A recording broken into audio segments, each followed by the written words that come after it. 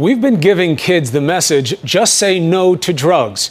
So why would a mother convince her 12-year-old to take marijuana? Sounds outrageous, but she says it's for his own good. Is it? Here's Chris Connolly. The minutes of 12-year-old Ryan's day are filled with emotional turbulence and self-destructive behavior, bouts of rage or panic,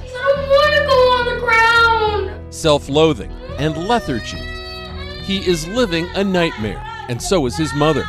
Judy, how old was Ryan when you started seeing this kind of behavior that troubled you? He was 6 years old. He was in the first grade. Judy Mendoza never imagined that her son would develop such an array of debilitating syndromes, including severe obsessive-compulsive disorder. Open the door. He became completely incapacitated and incapable of functioning in the regular world. A couple of weeks ago, I pulled into the driveway and he came running out of the house, threw himself down on the hood of my car, said, "I want you to kill me, I want you to run me down, I don't want to live anymore, I can't take this OCD anymore." What's it like when your son says, "I don't want to live anymore"? It's the worst thing you could ever hear as a mother. It really is. You want to do anything you can to take your child's suffering away. Judy says Ryan is pathologically afraid of the wind, of the number 6. Ryan was pulled out of school earlier this year and spends much of his day with an aide, playing video games, as he did with me. Wait a minute, I'm bleeding. Whoa, that's not good. Judy says Ryan was treated with a host of drugs and therapies, yet nothing soothed her son. That is what led her to take an astonishing step and give her 12-year-old boy medical marijuana. My first gut reaction was, oh my God, that seems really out there. That seems drastic. But I don't want to do all these antipsychotic medications anymore. They don't seem to be helping. And I thought to myself, what do I really have to lose?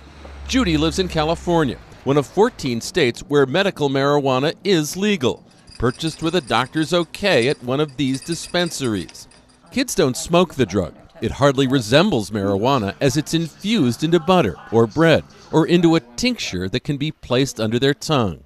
It's like it just takes the edge off of his OCD. It's not like the OCD goes away when he has this medicine, but his ability to cope with it changes. And what are those moments like for you then? Heaven, because I get my little boy back.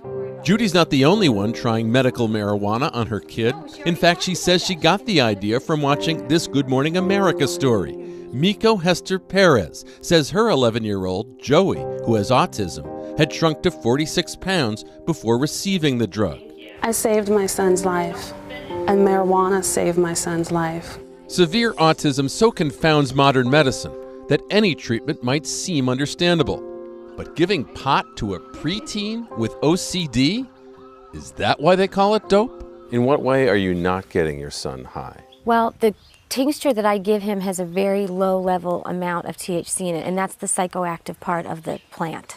Judy knew she'd be shocking her friends. You know the culture we live in though, right? I know. Just say no, gateway drug. What do their faces look like the first time you say you're doing what you're doing? It's like this.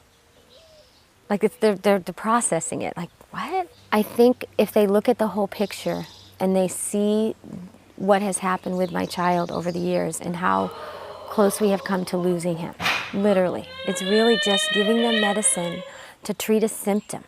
But there are no double-blind studies, the gold standard of scientific tests, to have proven or even shown that marijuana does anything for kids with autism or OCD. How young is too young to be using medicinal marijuana? How young is too young to use aspirin?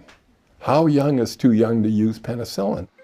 A retired physician and professor at Harvard Medical School, Lester Grinspoon, wrote the book on marijuana, literally.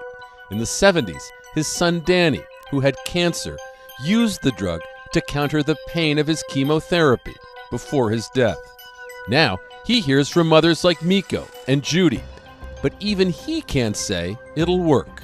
I can't guarantee it's going to do anything, but I can tell you it isn't going to harm him. It is remarkably non-toxic. You understand how some people hear of a boy taking marijuana and they're going, that doesn't seem right. It's because we have been brainwashed about this substance.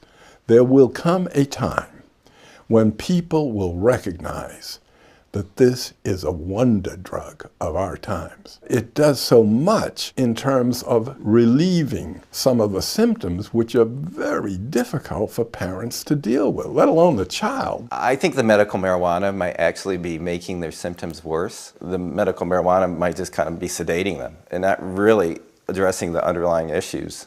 Child psychiatrist Dr. Steven Sager at the ECHO Teen Substance Abuse Facility argues that this alternative treatment does present a serious risk for these kids. With marijuana, there's clear problems that can come up with it, including concentration problems, anxiety, depression. I think with a child, you need to be ultra cautious. You know who else doesn't think marijuana for kids is such a hot idea? 12-year-old Griffin. Griffin, what was it like when you first heard that you might be taking medical marijuana? It was very, very scary, and I didn't want to take it, and I kept telling my mom I don't want to. Chris Cortez says her son's been diagnosed with ADHD and has trouble focusing in class. Teachers are very frustrated with Griffin.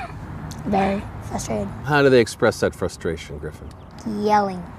Lots and lots of yelling. What's it like when you feel like a teacher has given up on you? It makes you feel bad. It makes you feel like you're a really bad person. It upsets me. It makes me want to cry. When Griffin was first diagnosed, he was prescribed Ritalin, but Chris wouldn't give it to him. She says she'll feel more comfortable giving him medical marijuana because it's an organic substance. I don't want him to take any kind of manufactured drugs, and I kind of went back and forth on it because I don't want people to be upset with me, but then I had to realize that it doesn't matter what other people think. It's my son's health that matters. What do you hope medical marijuana will do for Griffin? I hope it helps him to concentrate more so he can learn better in school. That outcome might not mesh with our image of what young people using marijuana are like in school. But Chris looks forward to starting Griffin on a marijuana regimen before the beginning of the next school year, despite his concerns. I reassured him that even if it wasn't medical marijuana and it was Ritalin or something else, that he would still be scared. No matter what it is, he's still going to be a little scared until he actually tries it. As for Ryan, Judy is the first to say that medical marijuana hasn't cured her son. It's just a piece of the puzzle. It's almost like it's a Band-Aid. When it's difficult to reason with him because he's so upset, that's tough. It's very difficult to see him like that. And that is why I turned to this alternative treatment.